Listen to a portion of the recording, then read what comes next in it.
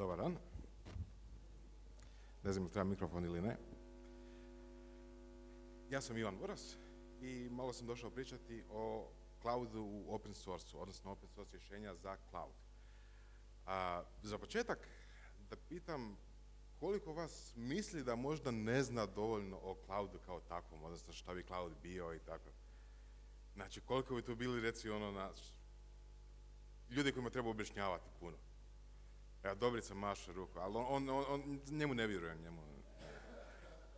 Ok, znači imamo neke malo studente i tako, super. Dobro, možemo malo pričati. Ovako. Cijela priča kreće sa tom idejom, znači utility computing. Nemate svoje elektrane, znači nemate svoju... Dobrica, sad me čuješ? Ok. Znači, nemate svoju nuklearnu elektranu u dvorištu, jel tako? Mislim, većina njema.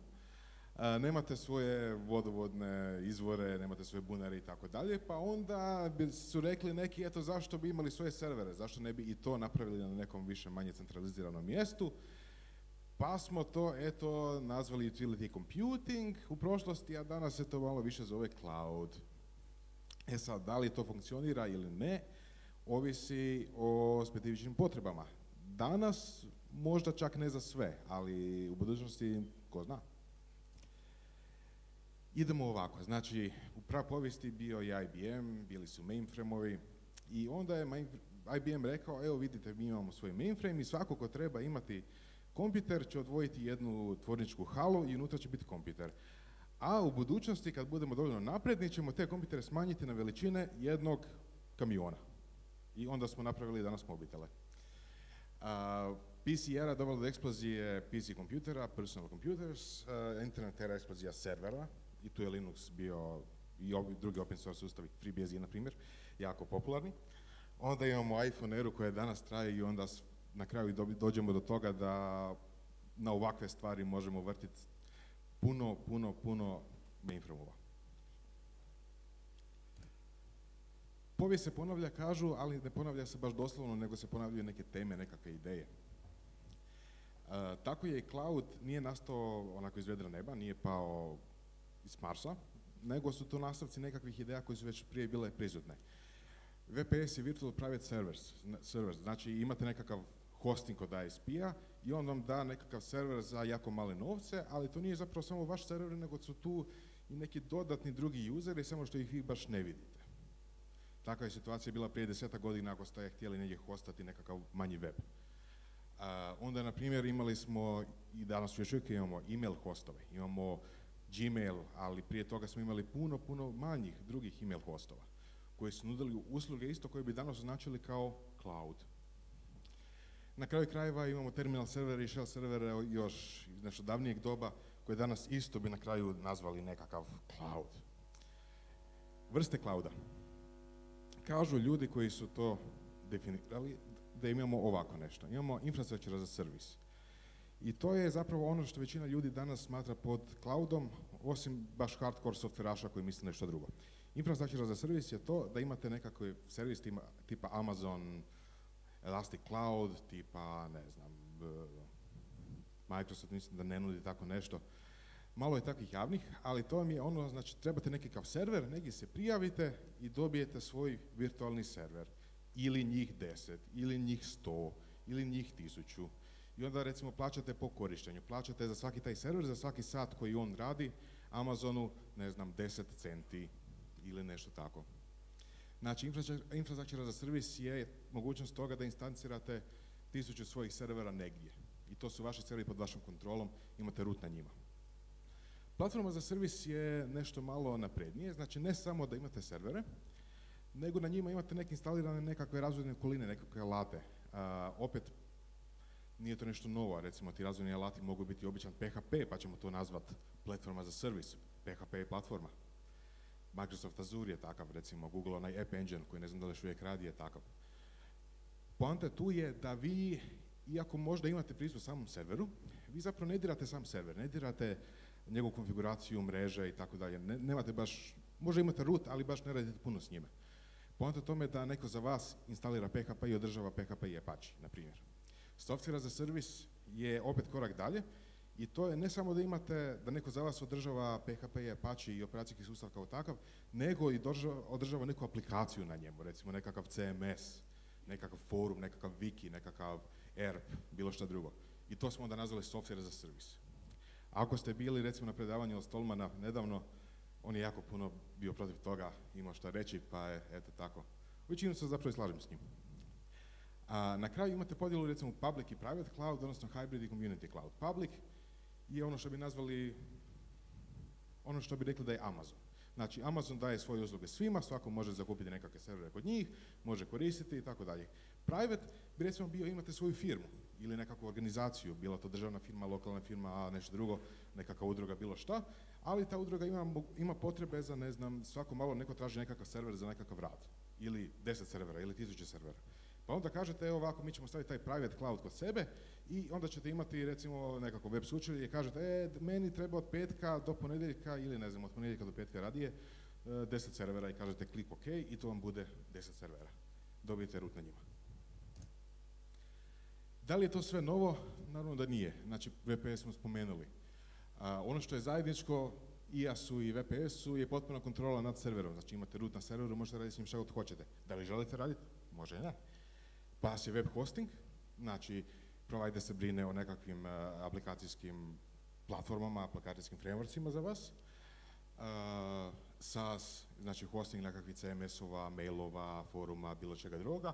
Zajedničko je tome da korisnik pristupa samo krajnjem produktu, krajnjoj aplikaciji, krajnjem wikiju, forumu, bilo što drugo. Ali svugdje tu nešto fali. Znači VPS je nešto i hosting PHP-a je nešto i hosting CMS-a je nešto, nalik cloudu, ali ono što dobro fali je ta automatizacija i ta razina masovnosti. Znači, dok vam nekakav web provider ima neke svoje skripte kojima može instancirati par servera ili par desetina servera, bit clouda je više to da se svodi na management, da se management toga svodi da korisnik, da klijent kaže, eto ja hoću danas 10 servera i on ih dobije za, ne znam, 30 sekundi, a ne da čeka da neki sistemac pokrene neke skripte pa tu stvori 10 servera ili virtualaca ili nešto tako. Znači, skala i automatizacija su zapravo stvar. Došli smo do virtualizacije. Znači, virtualizacija je danas sva prisutna u cloudu i sve ta cloud računala koje vi koristite su virtualna računala uglavnom. Da li je ona nužna? Nije nužna. Imamo neke alate, pričat ćemo o njima kasnije, koji omogućavaju management, isto tako masovni management fizičkih računala. Ne mora biti virtualno. Virtualizacija je zgodna ili omogućuje vrlo lagano instanciranje računala. Nije nužna. IBM je naravno u pioniru virtualizacije kao svemu drugome, znači opet mainframe era i tako dalje, particije i tako dalje. Danas su popularne virtualizacije ne samo procesora, znači ne samo virtualnih računala, nego recimo mreže i storage-a. Kako ćemo virtualizirati mrežu? Ok, što je zapravo bit virtualizacije? To da svaki klijent ima svoju nekakvu okolinu u kojoj ne zna za sve drugo.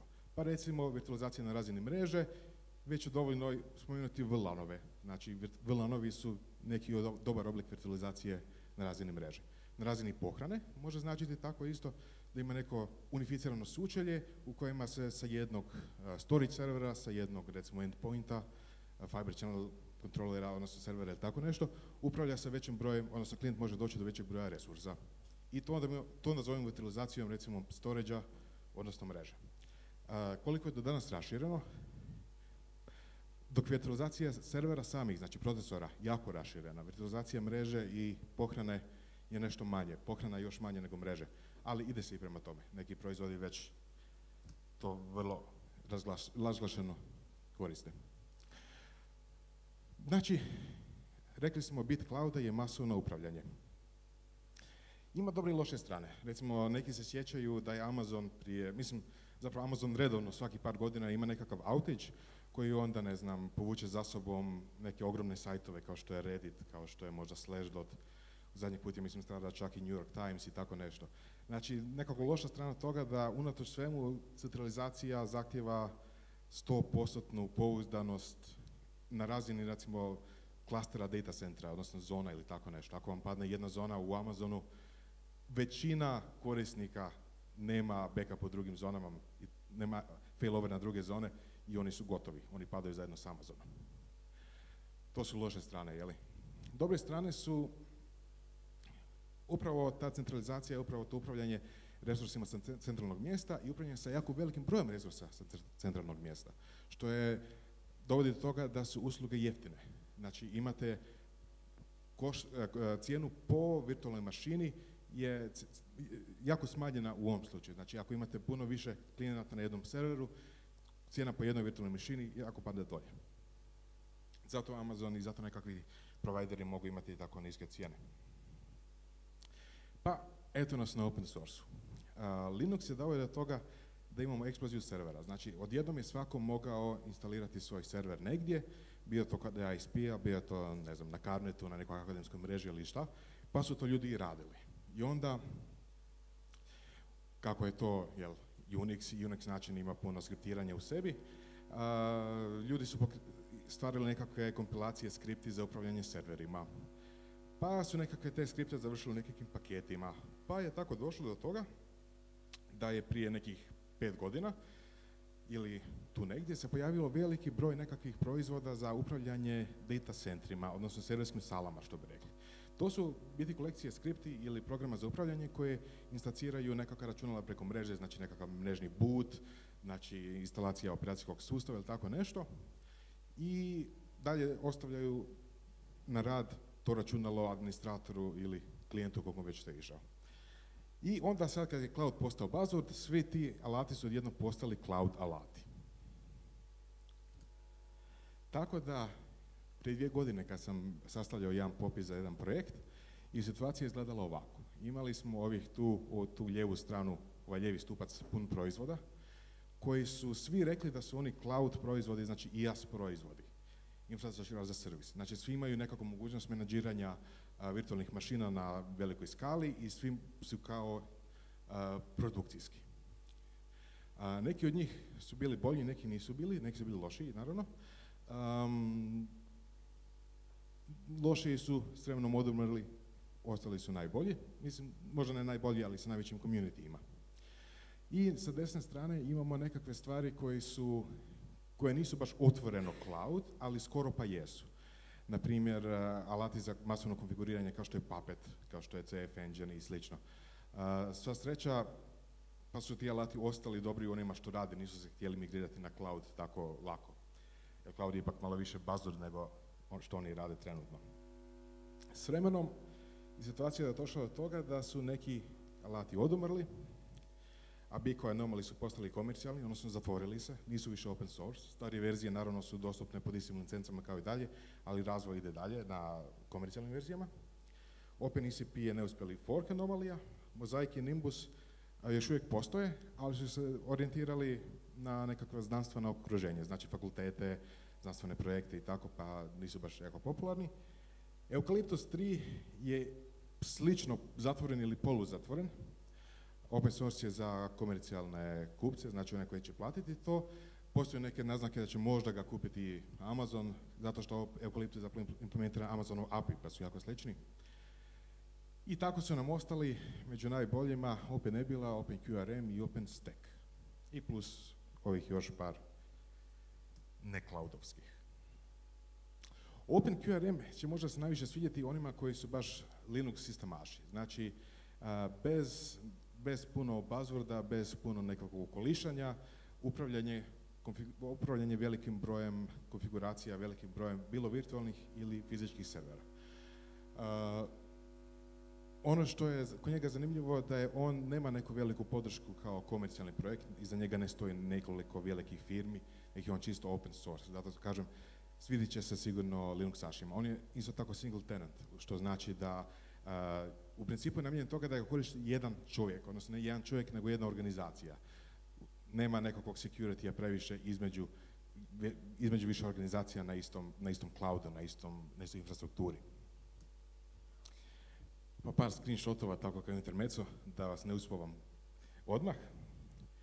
OpenQRM ima relativno dobro sučelje, jedan od boljih u to vrijeme kada smo to radili.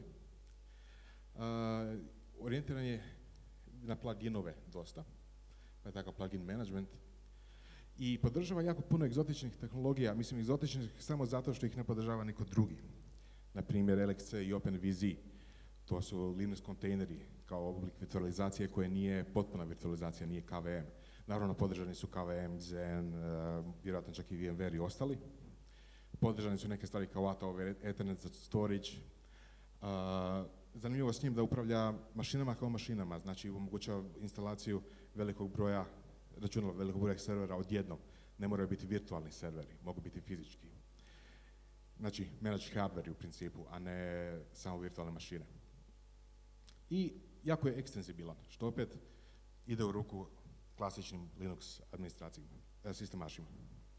OP Nebula ima slične početke, relativno dugo se razvijala, ima relativno laku instalaciju, kažem relativno laku, prvenstveno mislim na odnosu na OpenStack o kojem će pričati kolega kasnije malo više. Ima dobru službenu podršku više Linux distribucija, znači postoji paketi za CentOS, za Debian, vjerojatno još za nekoliko, vjerojatno još za SUSE i tako nešto.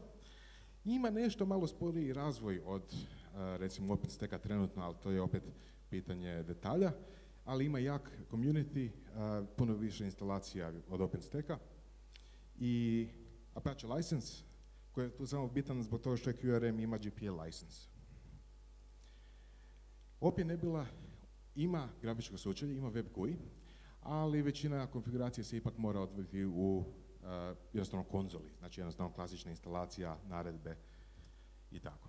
Ovako otprilike izgleda jedan screenshot iz OP Nebula GUI-a, a ovako izgleda nekakva arhitektura OP Nebule. Tu vidi klasično nešto. Na dnu imamo recimo neke drivere za virtualne mašine, za diskove i za tako dalje. Iznad toga imamo nešto što upravlja diskovima, hostovima, virtualnim mašinama, pa recimo imamo nekav interfejs prema van koji je XML RPC u Open Nebuli. Mislim da je u OpenQRM-u isto. XML RPC je samo drugi protokol, druge funkcije. I na kraju imamo sučelje prema van koji su ili CLI, znači komandna linija, konzola ili recimo drugi tipa web GUI. OP Nebula ima dugi razvoj i ima dosta ispoliranu podršku za različite, za koncepte koji su korišteni u recimo to enterprise, znači imamo podršku za zone, virtualne podatkovne centre, VLAN-ove, multitenancy, hybrid cloud. Hybrid cloud je kombinacija toga da imate dio računala u cloudu kod sebe u svojoj firmi, na svojim serverima, a dio recimo negdje drugdje, tipa u Amazonu, Rackspaceu ili negdje. To je hibridno. To zahtijeva dosta dobar security sa oba dvije strane. Kontekstualizacija je nekakva inicijalizacija virtualnih mašina nakon njih instaliranja i jedna zgodna stvar kod OP Nebula je što ima podršku za template-ove. Znači, ako hoćete instalirati veliki broj sličnih resursa, bilo to mreže, virtualne mašine ili nešto drugo, imate template fajlove koje samo dajete na izvršavanje. OP Nebula također ima podršku za više hypervisora, ali ovaj puta samo pune hypervisore, znači tipa KVM, tipa Xen, tipa VMware. I na kraju ovo što piše Matchmaker Scheduler, znači da može inteligentno premještati virtualne mašine sa kompjutera, sa hosta na host u slučaju potrebe. Matchmaker znači da traži match, znači traži poklapanje između zahtjeva virtualne mašine i resursa koji su slobodni u cloudu. OpenStack je najnoviji od poznatih cloud alata. Od 2010. njega je pokrenuo konzorcij jako poznatih firmi. Tu su recimo IBM, tu je Rackspace, tu je NASA, čini mi se, u igri. I za njega je bitno da je nastao prvenstveno ja mislim iz komercijalnih pobuda. On je napravljen tako da bude vrlo modularan, da se mogu zamjenjivati njegovi dijelovi. Znači ako recimo IBM želi napraviti svoj cloud proizvod, može iz recimo OpenStacka zamijeniti nekakav dio koji se bavi autentifikacijom ili koji se bavi mrežom ili koji se bavi nečim drugim sa nekim svojim dijelom. Ta modularnost dovodi do toga da je konfiguracija malo složenija nego drugi, znači puno stvari treba povezati međusobno, puno stvari mora međusobno moći pričati.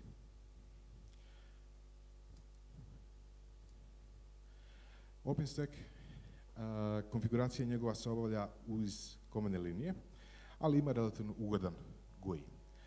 Sama konfiguracija je, eto, na ovom screenshotu, ne znam da li se vidi iz danjih redova, ali u principu jako opsežna u najmanju ruku.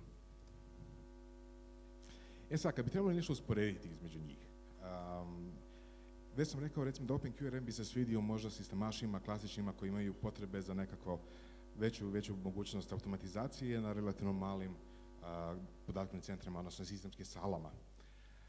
OpenNebula je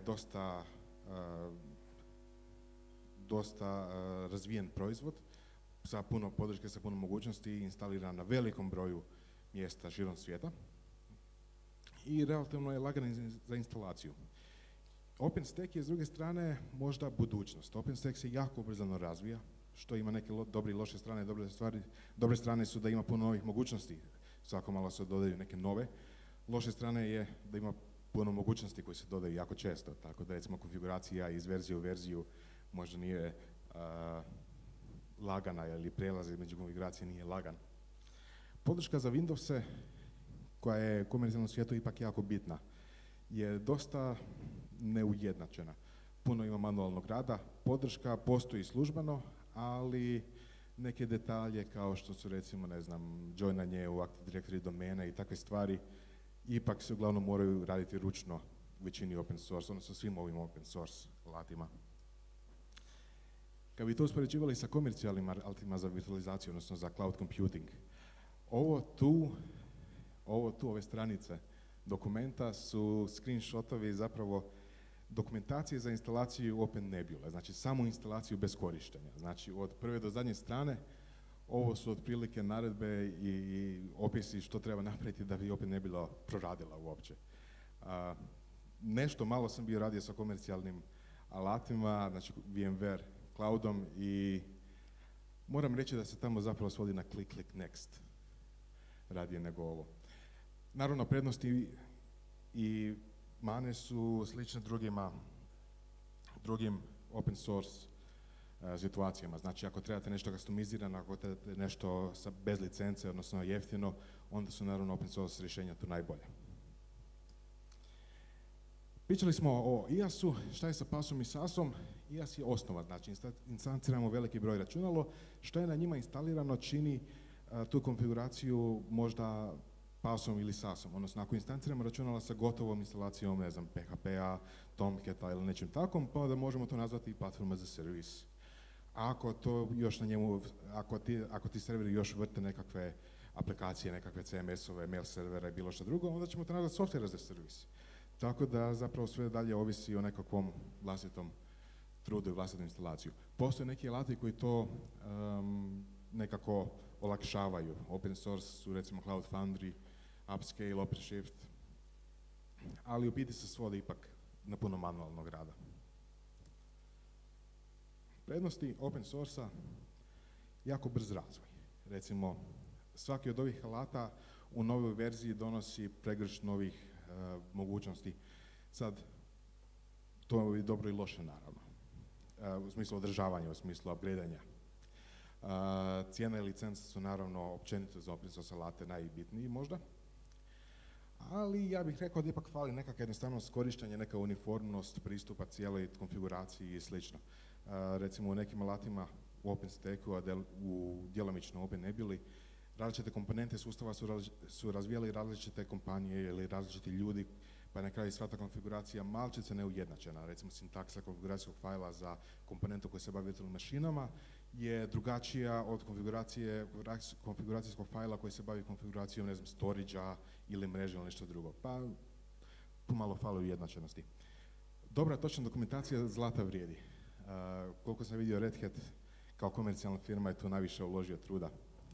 Dokumentacija je relativno dobra u ostalima, ali treba malo dorade možda. Isto tako podrška za ljude koji nisu developeri, ljude koji neće otići u source code i popraviti bugove. Ali to je općenito open source. Ja sam pri kraju, odnosno na kraju.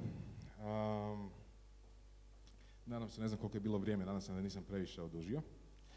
A eto, ljudi koji znaju što je ovaj logo, možemo se dogovoriti dalje, pa kasnije poslije konferencije iza zadnjeg predavanja po otići negdje na pivo. Hvala.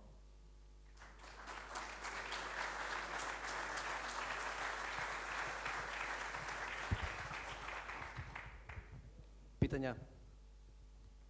Dobrica, imaš neko pitanje valjda? Evo tu imam. Ovdje ima jedno.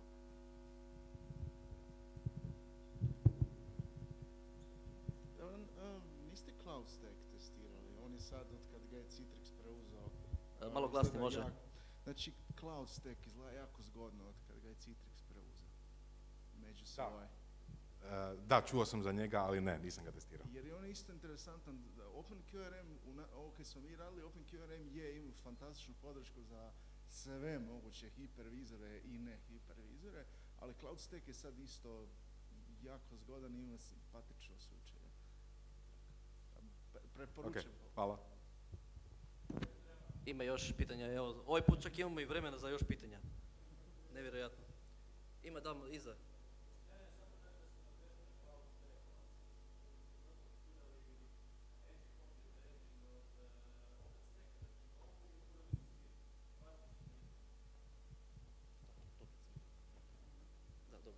Ok, znači da ponovim za Dobro, snimanje možda. Prijedlog je bio znači opet ponovo Open Cloud Stack, pardon. Zbog toga su iz OpenStacka preuzeli novu i Object Storage. Da. Swift. Dobro, i sad ti meni reci ovako iz svog iskustva, šta bi ti od toga deployao? Moj pogled izgleda otprilike ovako. S lijeve strane imaš rubijaše koji će zamijeniti sistemaše s rubijem, s desne strane imaš pythonaše koji će zamijeniti sistemaše s Pythonom, a na kraju krajeva imaš onako 6 projekata koji se većinom preklapaju i vjerojatno nećeš instalirati 2 cloud stacka u sistem samu, ne? Pa, to je malo filozofsko pitanje, jer stvar je u tome da cijela inicijativa oko clouda ide tome da zamijenimo sistemaše sa nečim. Znači, da zamijenimo sistemaše sa nekakvom priručnom... Molim?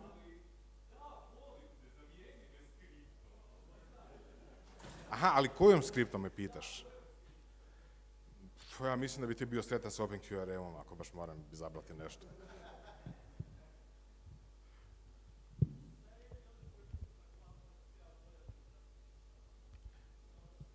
Nisam čuo.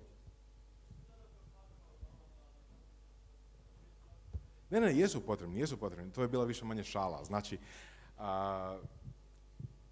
treba će drugačije vrsta sistemaša. Znači, treba će manje sistemaša koji imaju istovremeno znanje kako konfigurirati, ne znam, mrežu VLAN-ove, istovremeno, ne znam, dići RAID, dići nekakav klaster kompjutera ili tako nešto, a više sistemaša koji su specijalizirani za nešto. Pa to imamo, znači, trendi već i danas. Znači, postoji mrežni administrator i on ne zna ništa drugo osim mreže. Postoji database administrator koji ne zna ništa osim baze podataka. Postoji cloud administrator koji ne zna ništa osim instancirati cloud mašine i ne znam, možda ih shutdownati ili tako nešto. To sve jesu sistemski administratori neke vrste. Ono što možda u budućnosti će biti manje je nekakvih katica za sve, da tako kažem. Što, a možda i nije tako loše. Ima još? Nema? Aplauz za Voraza. Hvala.